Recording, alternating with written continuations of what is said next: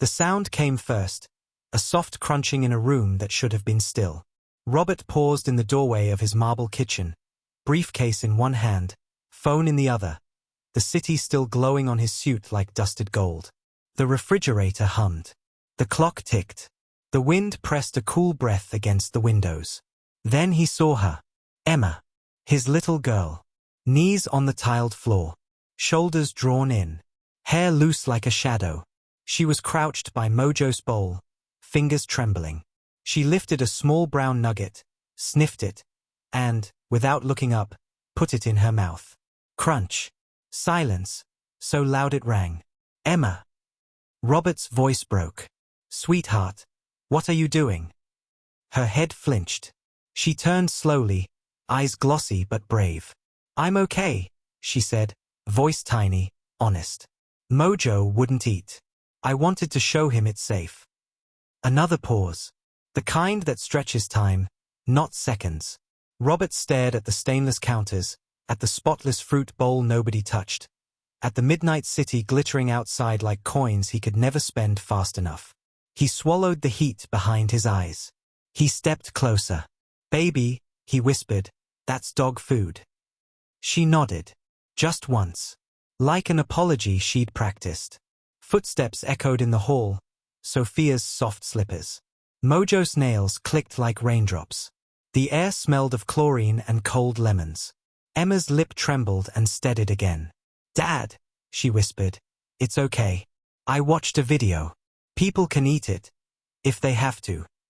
If they have to. Tell me, what would you do in this moment? Shout? Cry? Pretend it doesn't hurt? Would you keep your pride? Or drop to the floor beside your child? Robert did not yet know the truth that sat behind this scene. A truth that would break his heart wide open. A truth that had been whispering in this house for weeks. In lunches that went missing, in quiet rooms, in a little girl's too bright smile. He took a breath that shook. The clock kept ticking. And somewhere outside, the wind changed. Robert Hale had built towers that scraped the sky. He could buy a jet before breakfast if he wanted. Numbers obeyed him. Timelines bent. Doors opened with a phone call and his name. But the kitchen at 11:42 p.m. did not care about any of that. Emma, he said again, kneeling until the marble chilled his knees.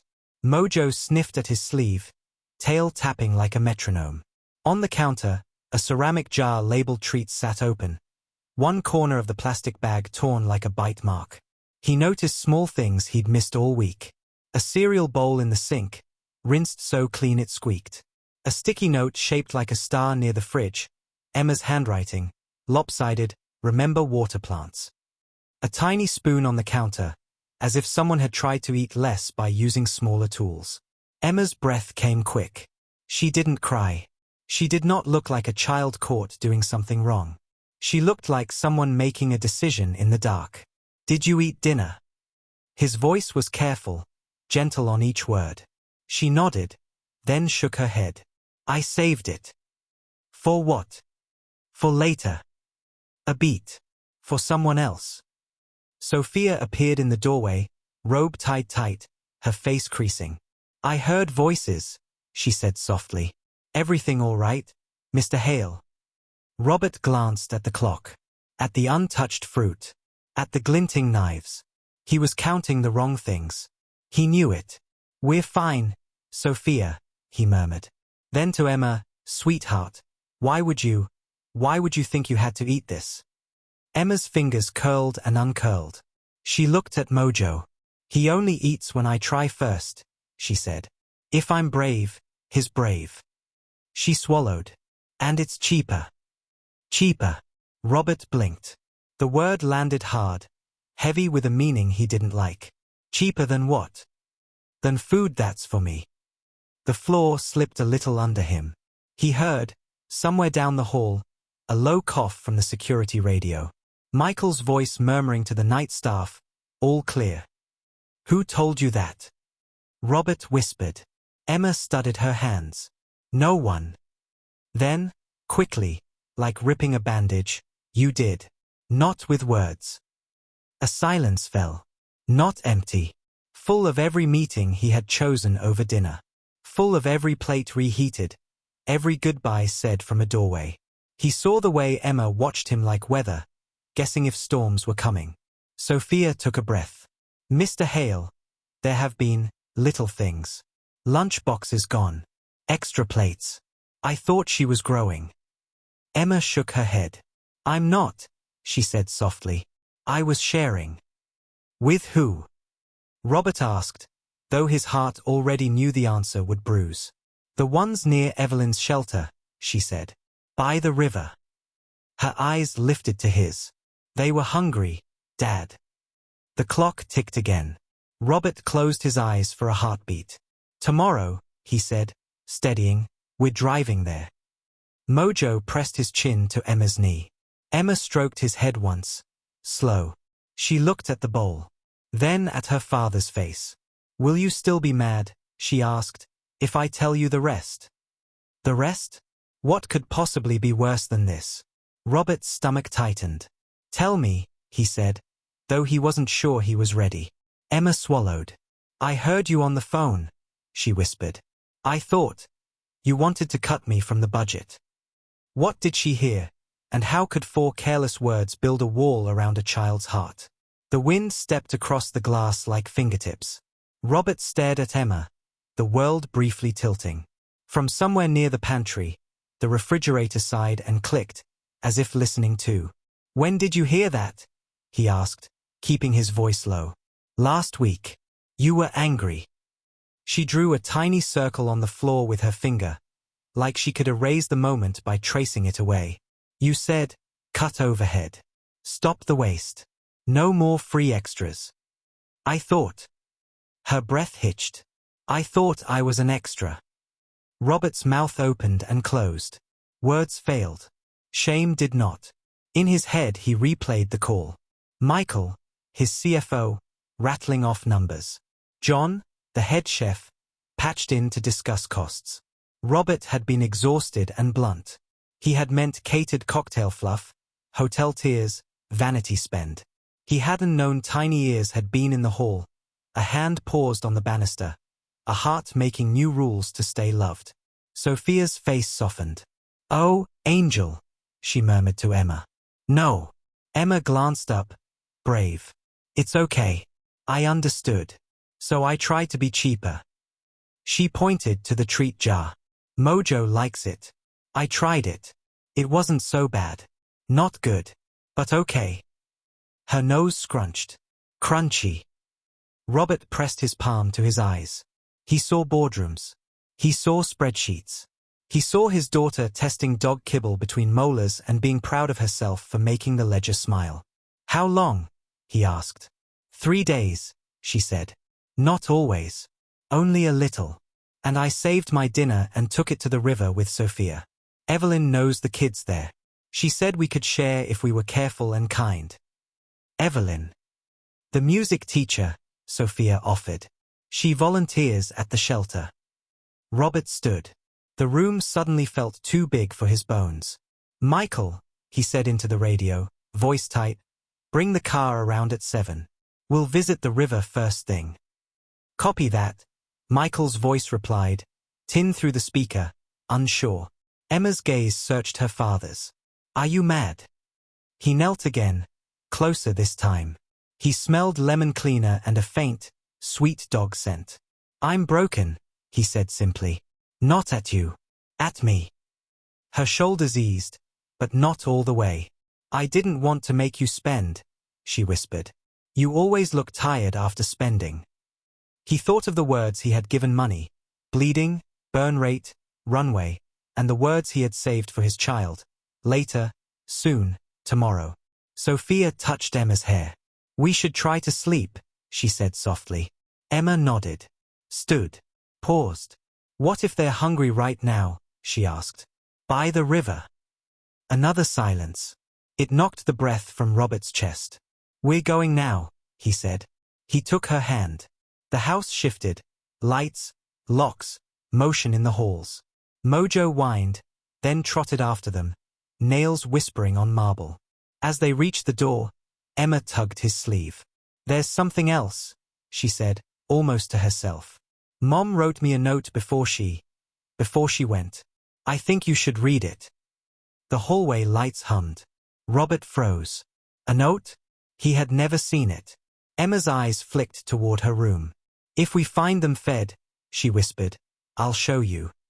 Find them fed? At midnight? Yet outside, the city never slept. Robert tightened his grip. Let's go see. What did her mother write? And why had Emma kept it hidden until now? The city breathed different near the water. Less glass. More rust. Fewer lights. Michael drove in silence. Robert watched the skyline slide by. Emma's head leaned on the window. It smells like pennies, she said. Metal, Michael said. And rain. They pulled under a bridge. The concrete sweated. The wind whispered in ropes. Mojo whined once, then stilled. Evelyn stepped from a mural's shadow, violin case on her shoulder. Emma, she called, surprised. I'm her father, Robert said. We usually come at dawn, Evelyn said. But they're here. Some. Behind her, shapes stirred. A couple under a blanket. A man upright, eyes closed. A teen in a hoodie. Shadows that were people. Emma slipped from Robert's side. She opened a bag, sandwiches, apples, a thermos. Hi, she whispered. It's Emma. She set the food gently, like birds. Evelyn looked at Robert. She insisted nobody go hungry, she said. She wouldn't say where she got extra meals. Sophia, Robert said. Emma knelt by the teen. Do you like peanut butter? He nodded, eyes flicking to Robert's watch, to the car. It's safe, Emma said, reading the thought. I tried it first. Robert flinched. A man coughed, a heavy rattle. Evelyn moved toward him. John, she murmured. Easy. John. Not the chef. A different John. Robert crouched. We can do better, he said. Michael cleared his throat. We could set up a line. Warm food. Blankets. Emma glanced up. We can. Yes, Robert said. We start now. They worked. It was clumsy and human. Mojo nosed a sleepy gray dog named Pilot. Evelyn played a patient song that made the cold feel smaller. Between trips to the trunk, Emma tugged Robert's sleeve. Dad, she said. The note. Back in the car's light, she took out a folded paper, edges soft from opening and closing. Robert read. Emma, share your bread. Taste what you give to beings who cannot speak. If you ever feel small, make someone else feel seen. If money scares your home, remember, love multiplies when it is spent. Mom. His vision blurred. He handed the note back and drew Emma close. I'm sorry, he said. I taught you that money is a sword. Your mother taught you it's a table. Emma pressed a hand to his heart. Tables are nicer. Silence. Then a cough, a small laugh, the scrape of cup on concrete. Evelyn approached. We should go, she said. It's late for her. One more round, Robert said. Then home. He looked at the bridge. At the line of people he had not seen until tonight. A decision settled. Tomorrow, he said to Michael and Evelyn, we start something bigger. What? Evelyn asked with her eyes. Emma's table, Robert said. For anyone hungry. Emma smiled, small and hopeful. In the corner, the teen lifted a hand, like a promise he wanted to believe. They moved like beginners, but that was all right. Steam rose from the thermos in thin threads. The river kept its slow, old music. Emma's breath made little clouds when she laughed at something Pilot did. One paw on Mojo's head, as if blessing him. Robert found himself saying please and thank you more softly than he remembered, as if words could be blankets too. A promise is easy at midnight. What happens when morning brings rules? Morning light hit the glass like a chorus. Robert had not slept. Emails piled. A message from Michael, call ME. Sophia brewed coffee and set eggs near Emma, who fed half to Mojo and kept half for herself. Eat, Robert said gently. Both halves. Emma grinned. For a breath the house felt like a house. The elevator opened. Two men stepped out. Michael, CFO, tie tight, eyes tighter. John, head chef, knife tattoo, jacket immaculate. Sir, Michael began, about last night. It was beautiful, Robert said. And expensive. We will do it again.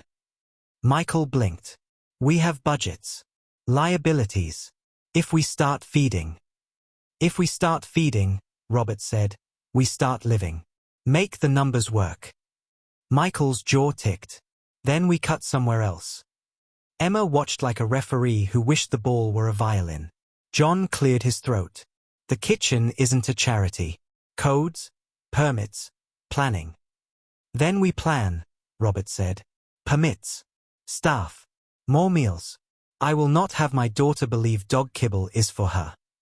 John's eyes flicked to Emma. Something in his face softened.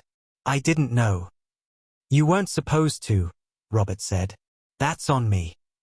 Michael shifted. About overhead. I was wrong, Robert said.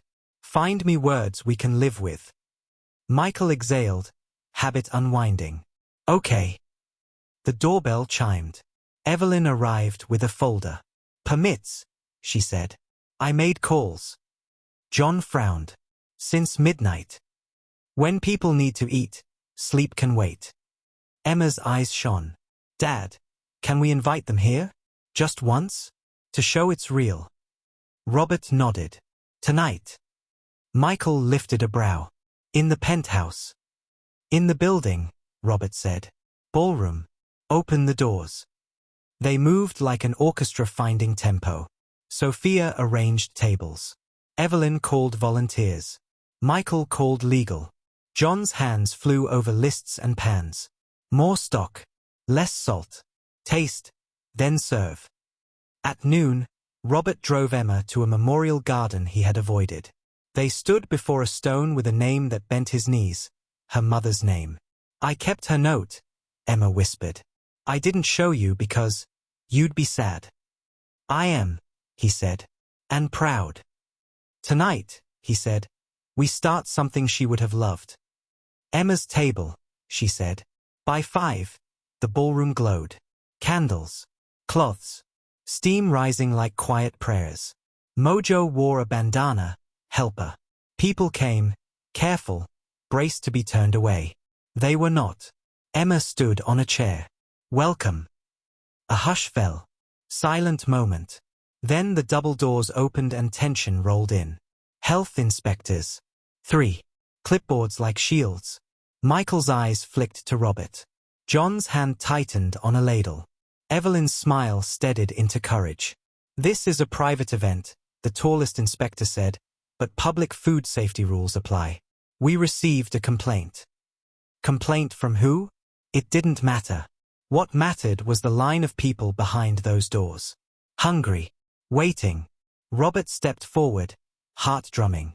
The tallest inspector glanced around, nostrils flaring at the smell of broth. He watched Emma hand a cup of water to an elderly man whose hands trembled. He watched John swap a pot to a safer burner without being asked. He watched Evelyn tape a hand-washing sign above a sink. Michael leaned in. We've got temp logs, he murmured. Robert nodded. And we have reasons. The inspector's gaze landed on Emma. Is this your idea? Emma's chin lifted. It's my mom's, she said. She told me to taste first. The man's eyes softened, then cooled again, professional. We'll see, he said. Will the doors stay open, or close on the very people who need them most? The inspectors exchanged a glance. The tallest one, grey at the temples, a man whose job was to say no, lifted his chin. Serve me, he said. John ladled soup into a bowl. Steam met the air with the smell of thyme and garlic, of patience and second chances. The inspector tasted, waited, nodded once, professional and surprised. Good, he said. Warmer stations on the left need shields. Gloves for volunteers near the salads. Check the temp on the chicken. Do this, and I see no reason to close you down. Evelyn exhaled. Michael blinked. Robert let a laugh slip, part relief, part grief, part joy. The room became what rooms dream of being, useful. People ate. They talked softly. They looked each other in the eyes. Emma moved from table to table, small and serious, asking, "Do you like peanut butter?" Out of habit, making everyone smile. Michael approached Robert, hands in pockets, gaze shifting from numbers to faces. "I filed the foundation paperwork," he said. "Emma's table. A mission, not overhead." Robert nodded. "Thank you." Michael cleared his throat. "I also told legal to draft guidelines so we don't get shut down again." He looked almost sheepish. "I called my mother. She cried. In a good way." John slid by with a tray. "We're short on rolls," he said. "I learned I like feeding people who say thank you like it's new." Sophia hugged a volunteer. Mojo napped under a chair, tail thumping whenever Emma laughed. Later, when the crowd thinned and the candles burned smaller, Robert found Emma sitting at a corner table with the teen in the hoodie. They were playing a quiet game of thumb wars, both pretending not to be good at it. "Dad," Emma said, his pilot's friend. The teen grinned, then sobered. "Name's John," he said. "Another John. I'm looking for a job." "Come back tomorrow," Robert said. "We'll find one." John's eyes went bright, then wet. He nodded. "Quick." Emma climbed into Robert's lap, all knees and elbows and the future. She pulled the note from her pocket and slid it across. "Keep it now," she whispered. "I think I don't need to be brave alone anymore." Robert smoothed the paper. The words felt carved into him. "Share your bread. Taste what you give. Love multiplies when it is spent." He thought of the bowl on the floor, of numbers like walls, of doors that can open in a city you thought you owned. He thought of a little girl who misunderstood his language and showed him another. He kissed the top of her head. "I'm sorry," he said again, not because he had to, but because the apology cleaned the room. Emma pointed toward the buffet, where a small sign sat next to the soups. He squinted. The letters were uneven, written by a child with careful hope. "Taste first." The inspectors returned for a final sweep. The gray-templed one paused by the sign, read it, and smiled to himself. "Good rule," he said. A table gleamed under the lights. Chairs scraped. Stories traded coats. Mojo sighed, dreaming of rivers and bridges and dogs named Pilot. And when the last guest left, the room held the echo of something steady and new. "So, tell me, when was the last time you tasted someone else's struggle before judging their choice? What would your table look like if you set it for one more person tonight?"